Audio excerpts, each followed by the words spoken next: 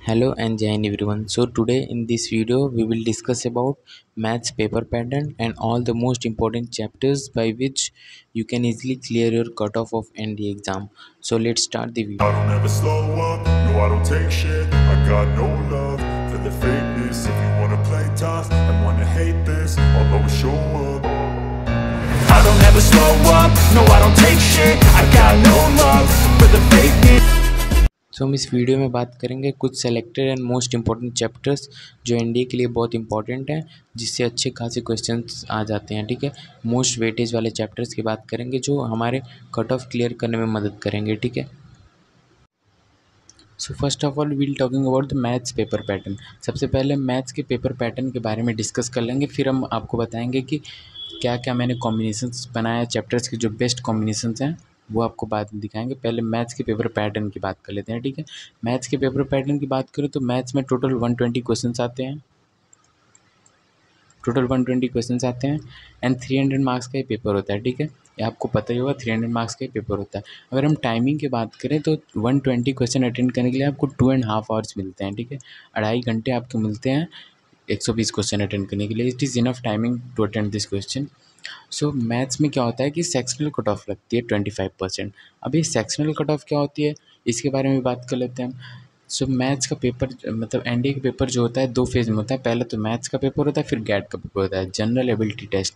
ये सब मैंने एक वीडियो में बता रखा है, उसको मैं पिन कर दूंगा डिस्क्रिप्शन में, आप देख लीजिएगा। पूरी डिटेल में बता रखा है ये सब, मैथ्स का पेपर पैटर्न, जीटी का पेपर पैटर्न, सारी चीज़ों के बारे में डिस्कस कर रखा है। So now we will discuss about the sectional cut off. 25% sectional cut off क्या है, मतलब मैं एनडीए में 2 पेपर होते हैं, तो पहला मैथ्स का होता है, तो इसमें 25% सेक्शनल कट ऑफ लगी है। सेक्शनल कट ऑफ का मतलब है कि आप जब तक 25% मार्क्स ऑब्टेन नहीं करेंगे मैथ्स में, तब तक आपकी दूसरी कॉपी चेक ही नहीं होगी। इसको बोलते हैं सेक्शनल कट ऑफ। और 25% 300 का अगर हम 25% कैलकुलेट करें तो हमारे पास आता है 75 मार्क्स।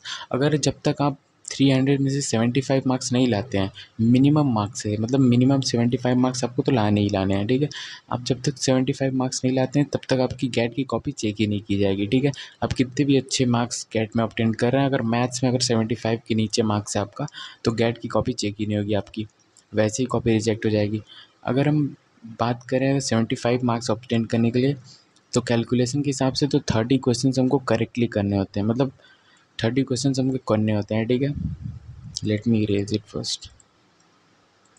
सो 30 क्वेश्चन हमें करने होते हैं, और एक सही क्वेश्चन करने पे हमें 2.5 मार्क्स मिलते हैं, और एक गलत क्वेश्चन करने पे हमारे 0.83 मार्क्स डिडक्ट हो जाते हैं ऑब्टेन मार्क्स से। ठीक है, अगर हम बात करें कि 30 क्वेश्चन, क्या हम 30 क्वेश्चन करके आ गए तो मतलब हमारा मैथ्स का कट ऑफ क्लियर है?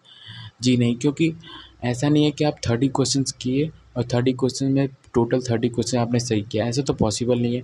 मे बी 1-2% लोगों के लिए पॉसिबल हो, but it is not possible to, मतलब आपने 30 क्वेश्चंस किए, वो भी 30 क्वेश्चन करेक्ट हो गया।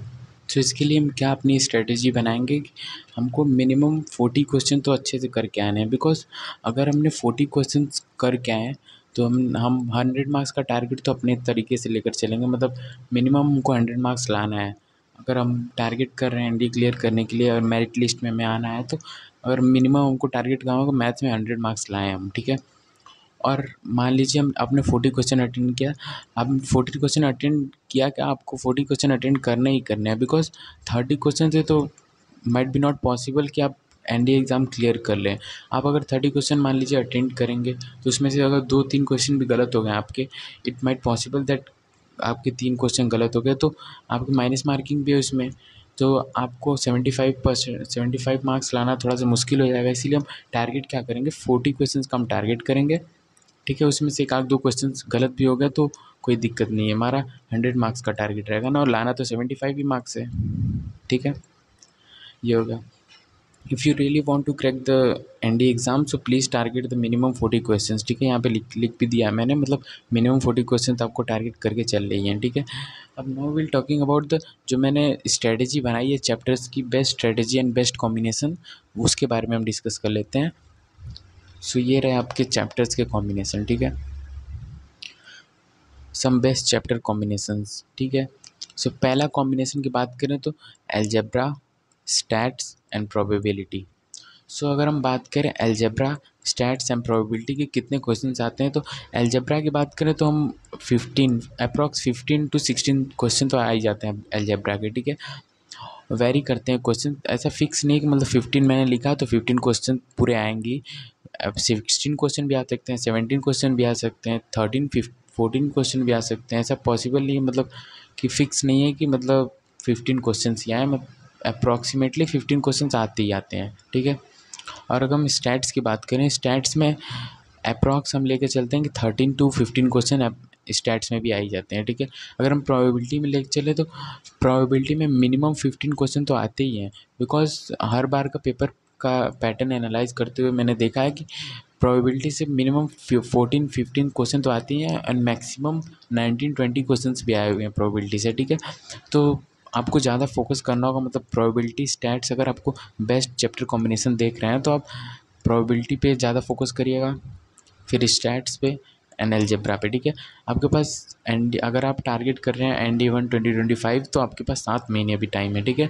तो आप बहुत अच्छे से 3 ही चैप्टर प्रिपेयर करने, बहुत अच्छे से आप प्रिपेयर कर सकते हैं।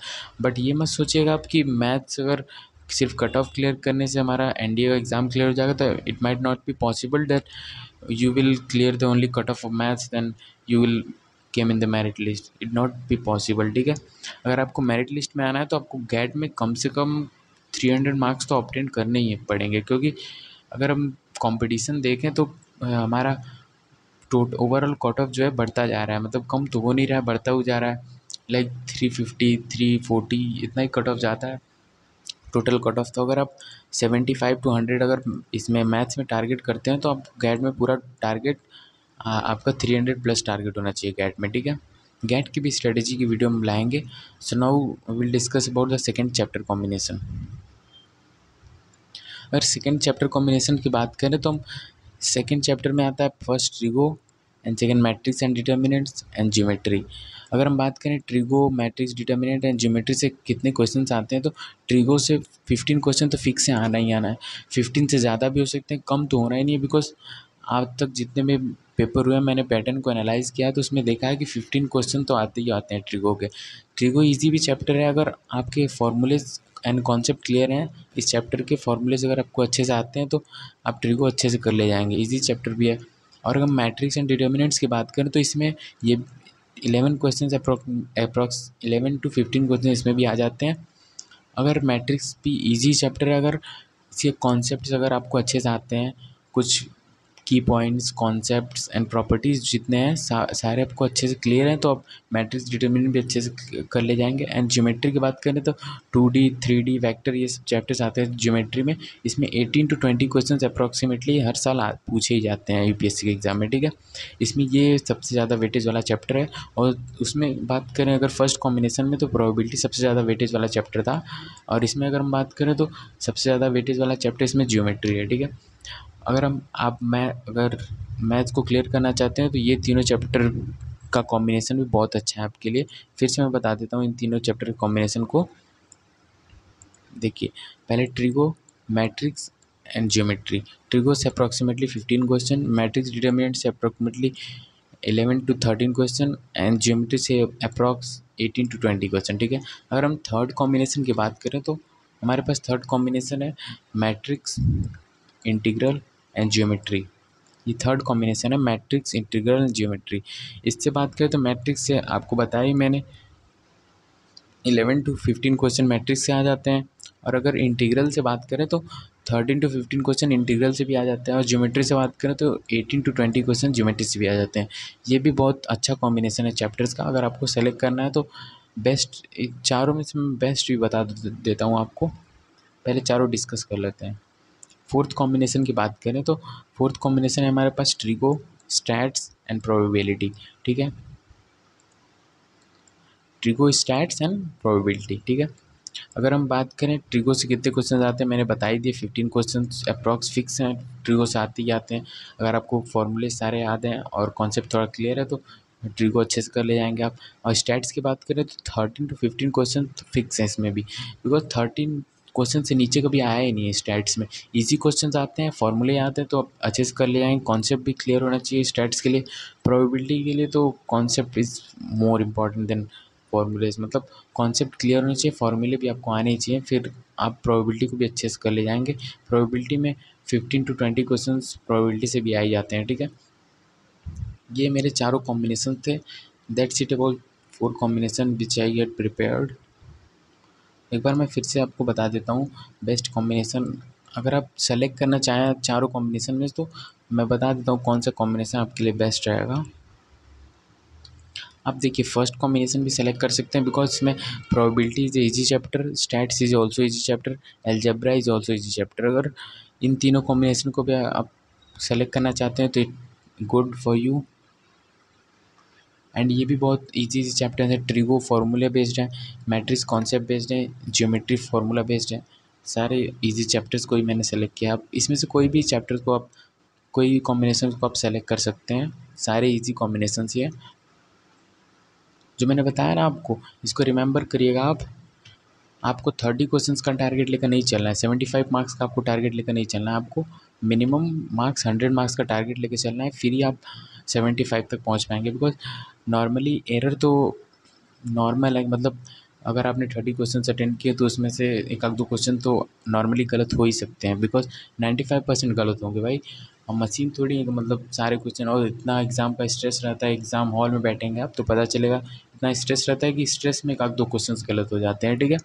सो might be possible to take the minimum target of 40 questions, ठीक है, एंड 100 मार्क्स, ठीक है। आप 100 मार्क्स का टारगेट रखेंगे तो आप 80 मार्क्स तो आराम से आ ही जाएगा आपका, ठीक है। So this is full video of concept. So thank you for watching my video and I hope you understand clearly what I had explained in this video. So अगर आपको कुछ भी डाउट है एनडीए रिलेटेड या फिर exam pattern related, maths के related, and मैंने जो बेस्ट चैप्टर्स कॉम्बिनेशन अपने हिसाब से प्रिपेयर किए थे, जो मेरा एक्सपीरियंसेस है उस हिसाब से मैंने बेस्ट चैप्टर्स आपको प्रिपेयर करके दिए हैं, 4 कॉम्बिनेशंस। अब उसमें से कोई भी सेलेक्ट करके प्रिपेयर कर सकते हैं, आपका एग्ज़ाम अच्छा होगा। So best of luck and thank you for watching my full video, and please like, share and subscribe to my channel, and I hope you had understand what I had told in this video.